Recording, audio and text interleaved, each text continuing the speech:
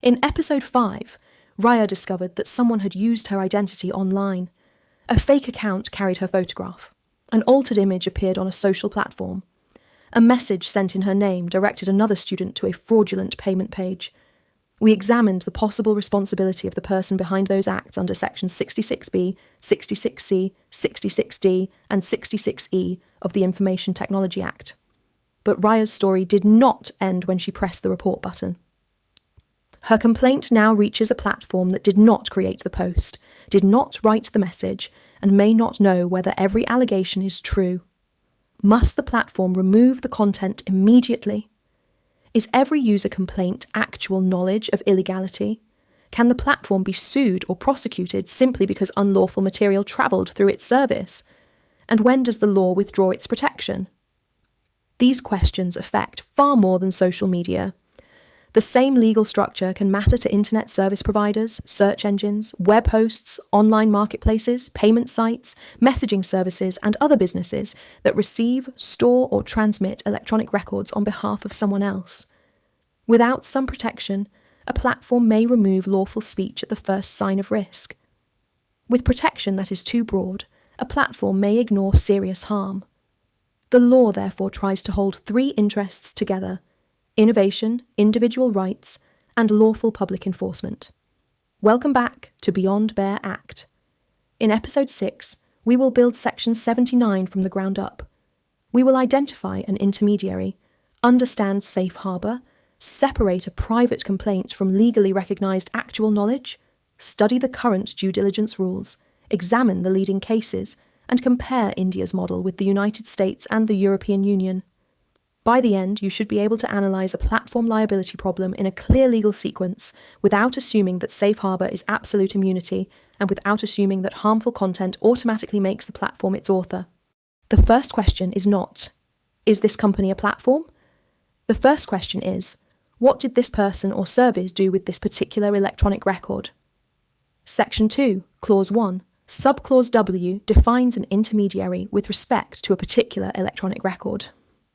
In simple terms, it is a person who, on behalf of another person, receives, stores, or transmits that record, or provides a service with respect to it. The definition expressly includes telecom and network service providers, internet service providers, web hosting services, search engines, online payment sites, online auction sites, online marketplaces, and cyber cafes. Notice the phrase, with respect to any particular electronic record.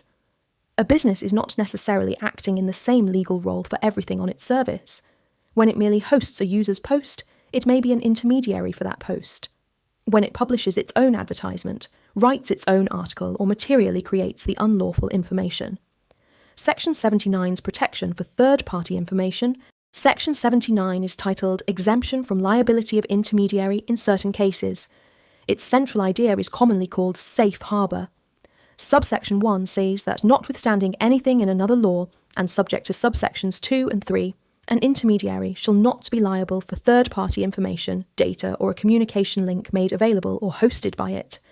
That is a protection from liability for another person's information when the statutory conditions are satisfied. It is not a declaration that the content is lawful. It is not an immunity for the platform's own unlawful conduct. It does not prevent a court or a competent authority from issuing a lawful order. And it is not a permanent badge awarded to a company once and for all. Think of safe harbour as a conditional legal defence attached to particular third-party information and to the intermediary's conduct concerning that information. The claimant or prosecution may allege an underlying wrong: defamation, copyright infringement, fraud, obscenity, or another offence. Section 79 then asks a separate question. Should this intermediary bear liability for the third party's information in these circumstances? The answer depends on the architecture of subsections 2 and 3. Section 79 can be understood through 3 gates. The first gate concerns the function. Under subsection 2, Clause A, the intermediary's function must be limited to providing access to a communication system over which third-party information is transmitted, temporarily stored, or hosted. The second gate concerns neutrality in the particular transmission. Under Clause B, the intermediary must not initiate the transmission, select the receiver of the transmission, or select or modify the information contained in it.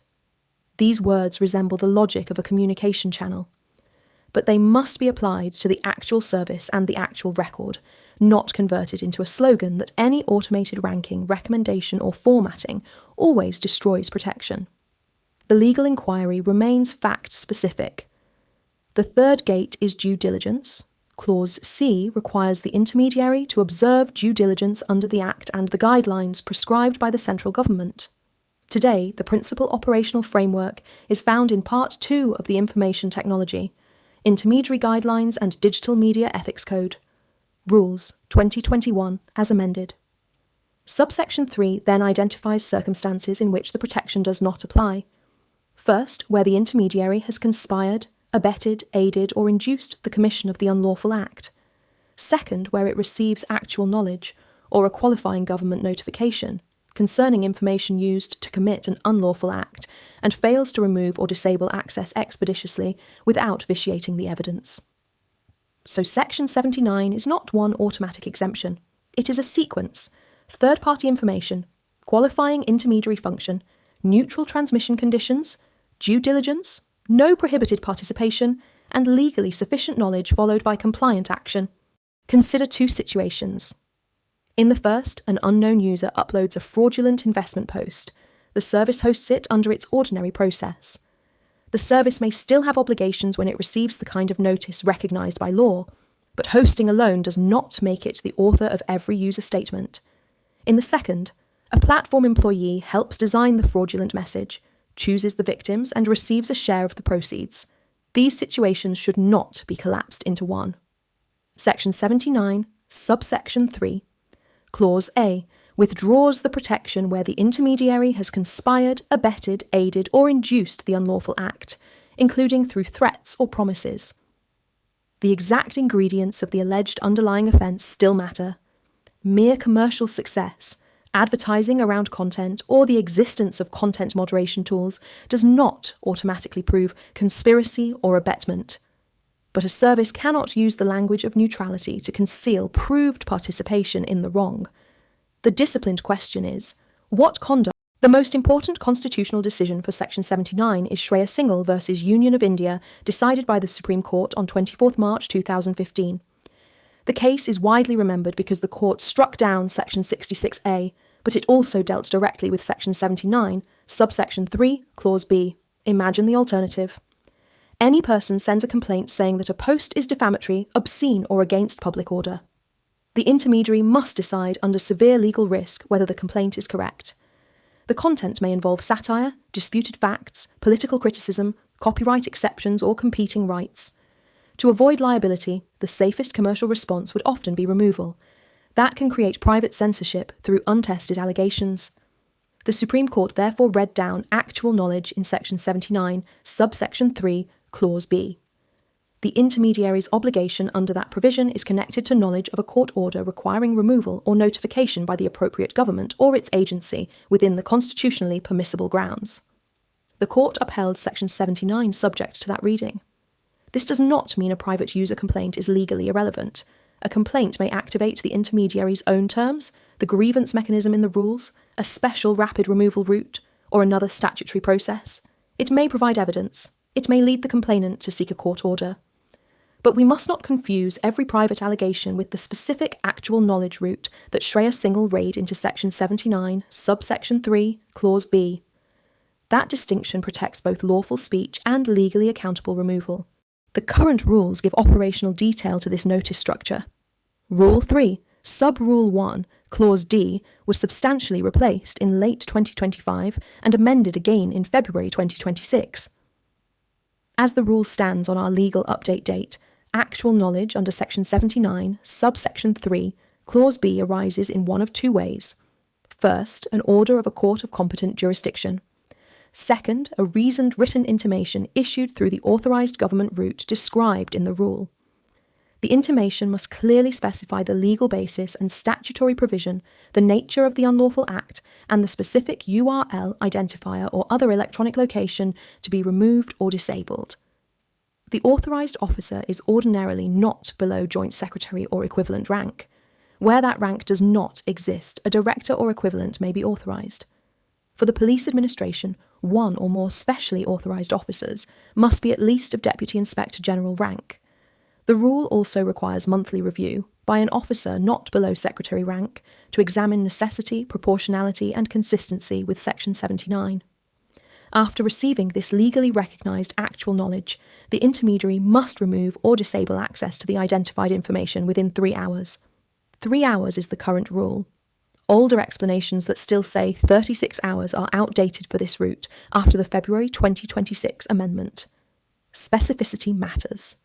A direction to remove all defamatory content about me is not the same as a notice identifying the legal provision, alleged unlawful act and precise electronic location. And removal must not vitiate the evidence. Speed does not erase the duty to preserve the material and associated records in the legally required manner. Now return to Riya's private complaint. Rule 3, Sub-Rule 2 requires an intermediary to publish the grievance officer's name, contact details and complaint mechanism prominently. The general rule is acknowledgement within 24 hours and resolution within 7 days. Certain complaints seeking removal of information falling within specified Rule 3, Sub-Rule 1, Clause B categories must be dealt with expeditiously and resolved within 36 hours, subject to the exceptions written into the rule. There is also a much faster route for a narrowly described group of serious personal harms. When an individual, or someone acting on that individual's behalf, complains about material that prima facie exposes the person's private area, shows full or partial nudity, depicts the person in a sexual act or conduct, or is electronic impersonation including an artificially morphed image of that person, the intermediary must take reasonable and practicable measures to remove or disable access within 2 hours. The intermediary must provide a mechanism through which the necessary details of the content or link can be supplied. These are different clocks because they answer different legal routes. 24 hours is the general acknowledgement period.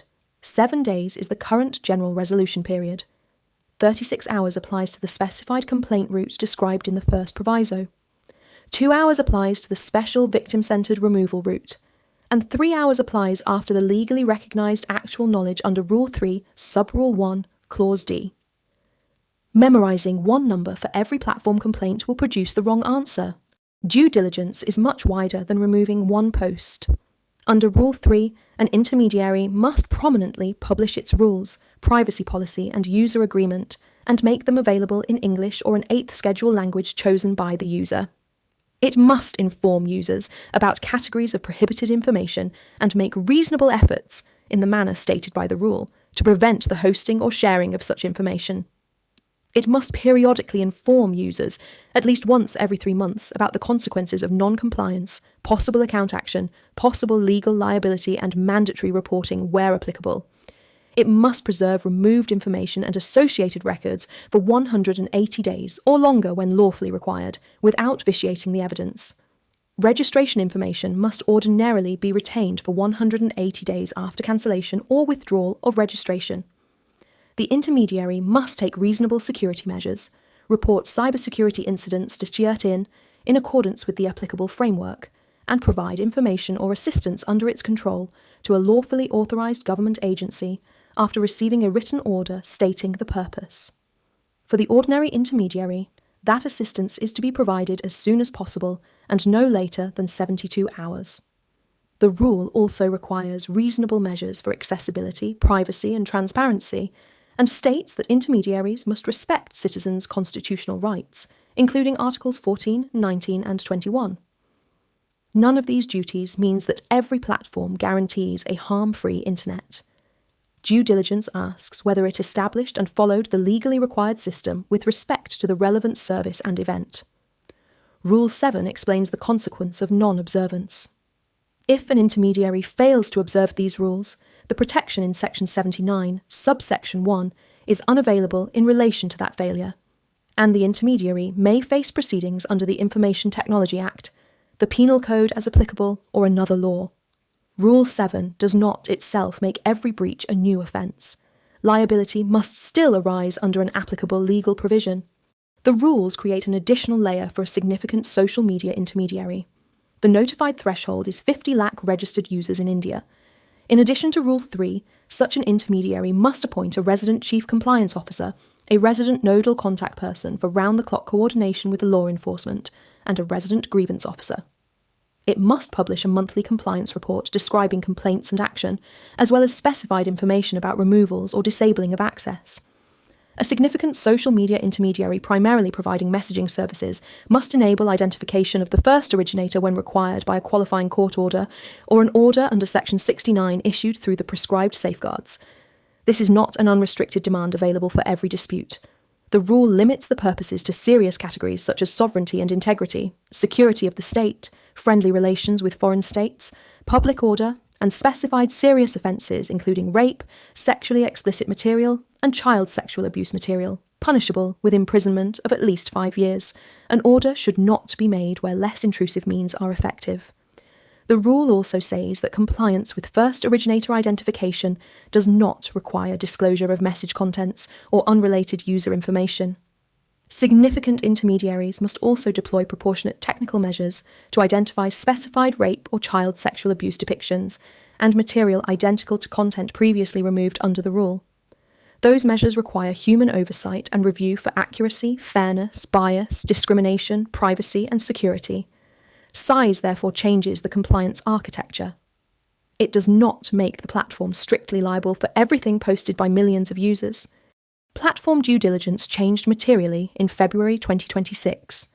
The amended rules now define synthetically generated information as artificially or algorithmically created or altered audio, visual, or audiovisual information that appears real, authentic, or true and depicts a person or event in a way likely to be perceived as indistinguishable from a natural person or real-world event.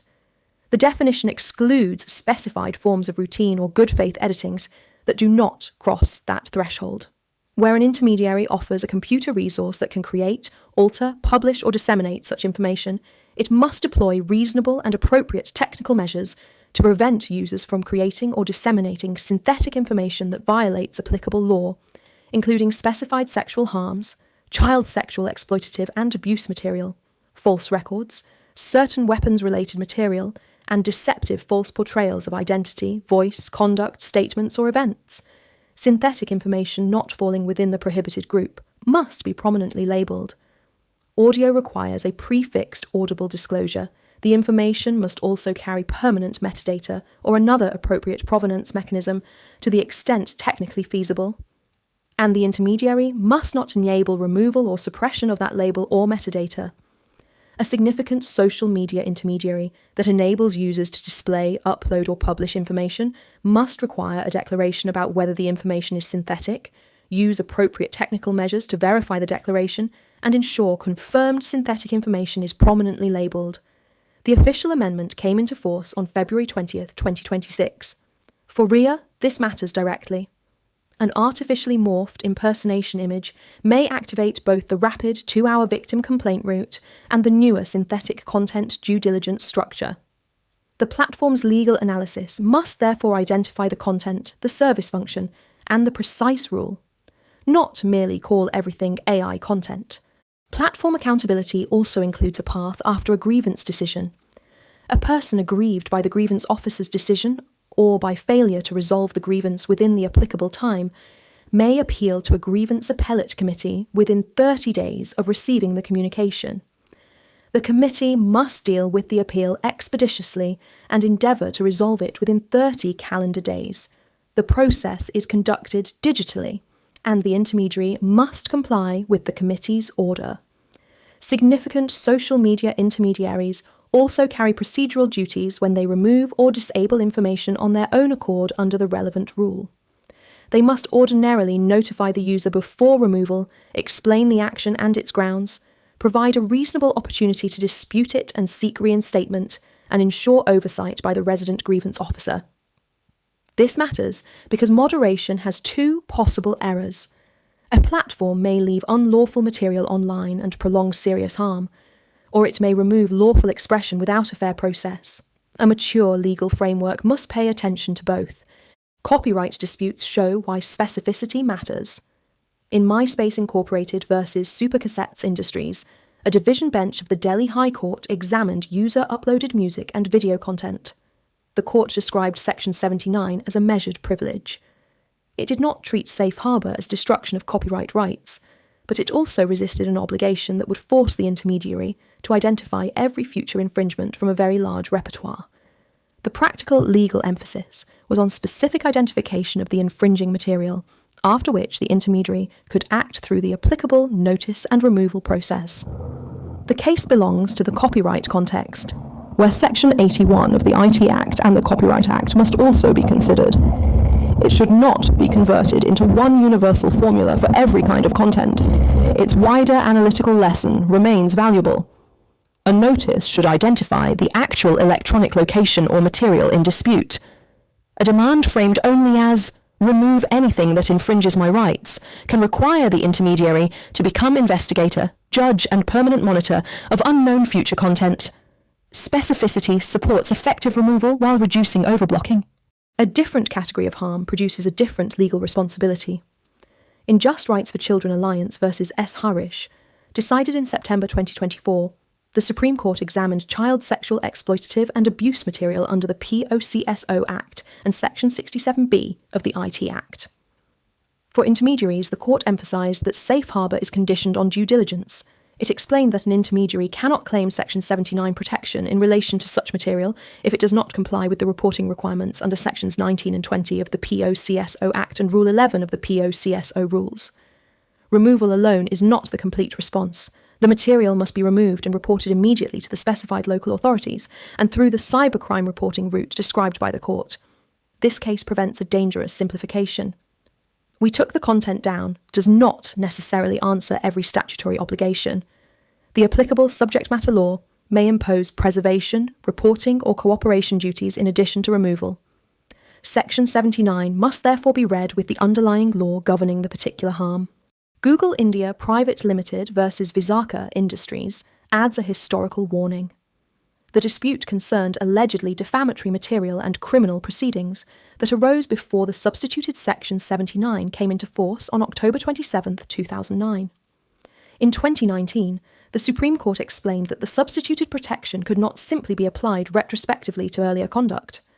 At the stage before it, the court did not accept that the company was automatically entitled to discharge on the basis of the later provision. This is not a holding that search engines or online services can never receive safe harbour. The lesson is about time and statutory version. When reading any intermediary liability case, ask: which text of Section 79 governed the alleged conduct? Which version of the rules was in force? And is a court describing the law before or after a major amendment? That method is especially important now because the operational timelines changed in 2025 and 2026. A short comparison helps us see what is distinctive about India. In the United States, Section 230 of the Communications Act says that a provider or user of an interactive computer service shall not be treated as the publisher or speaker of information supplied by another information content provider. The protection is broad, but not unlimited. The statute contains exceptions, including federal criminal law, intellectual property law, certain communications privacy laws, and specified sex trafficking claims. Copyright notice and takedown is principally addressed through the separate Digital Millennium Copyright Act framework. India does not copy that publisher or speaker formula. Section 79 provides conditional protection tied to the intermediary's function, non-participation, due diligence, and the applicable knowledge and action rules. The European Union's Digital Services Act uses another structured model. It provides conditional exemptions for services such as mere conduit, caching, and hosting. A hosting provider's exemption depends, among other things, on absence of actual knowledge or awareness and expeditious action after obtaining it. Article 8 prohibits a general monitoring or active fact-finding obligation. Article 16 requires hosting services to operate notice and action mechanisms, while other provisions require reasons, transparency, and procedures around official orders. The three systems overlap in one basic concern. A service should not automatically become the author of everything transmitted or stored for users. But their legal tests, exceptions, notice routes, and procedural duties differ. Therefore, platform immunity is not one universal global rule. Jurisdiction and statutory design matter. We can now analyse Riya's problem without shortcuts. First, identify the information. There is a fake profile, an artificially morphed image, a fraudulent message, and a payment link. Each item may require separate legal analysis. Second, identify the underlying alleged wrong. Episode 5 examined identity theft, cheating by personation and violation of privacy. Depending on the proved facts, other laws may also be relevant. Third, identify the intermediary and its function for each item. Did the service merely host the user's post? Did it provide the tool that generated synthetic content? Did it create, edit, or promote the unlawful information in a legally significant way? Fourth, classify the notice route. Riya's private complaint is not automatically the court order or authorised government actual knowledge described in Section 79, subsection 3, Clause B after Shreya Singhal. But an artificially morphed impersonation image may fall within the Special Rule 3, Sub-Rule 2, Clause B route, requiring reasonable and practicable removal or disabling measures within 2 hours of a sufficiently detailed victim complaint. The general grievance deadlines may apply to other parts of her complaint. A later court order or qualifying government intimation would activate the distinct 3-hour Rule 3, Sub-Rule 1, Clause D route. Fifth, examine due diligence. Was the complaint mechanism prominent? Was the report acknowledged? Was it routed to the correct clock? Were reasons and appeal options provided where required? Was the content preserved without destroying evidence? Were mandatory reports made if the subject matter required them? Sixth, examine the platform's own conduct. Did it merely provide the service, or is there evidence of conspiracy, aid, inducement, or another independent wrong? Only after this sequence can we give a reasoned conclusion about Section 79. Use this 10-question method in an examination, a legal opinion, or an incident review. 1. What is the specific third-party information, data, or communication link? 2. Who supplied it? 3. Does the service fall within the intermediary definition for that particular electronic record? 4. Did it initiate the transmission, select the receiver, or select or modify the information in a legally relevant way? 5. What underlying law allegedly makes the information or conduct unlawful? 6. Did the intermediary observe the due diligence required by the Act and the current rules? 7.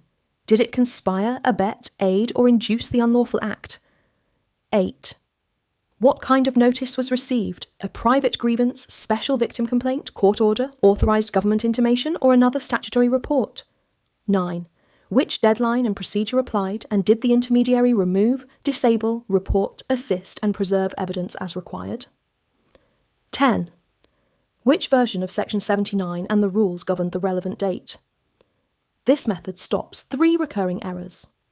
Harmful content does not automatically make the platform its creator. A private complaint is not automatically every form of legal actual knowledge, and safe harbour is not unconditional immunity.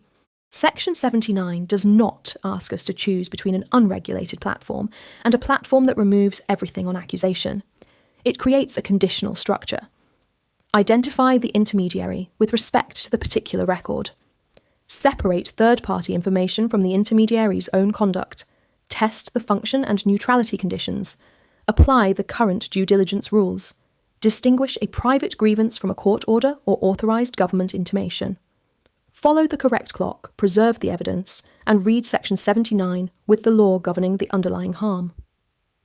In Riya's case, pressing report did not end the legal analysis. It began a process in which content, notice, time, proof, and platform conduct each mattered. In the next episode, we move from platform responsibility to state power. When can the government intercept information, block public access to online content, monitor traffic data, or direct cybersecurity assistance?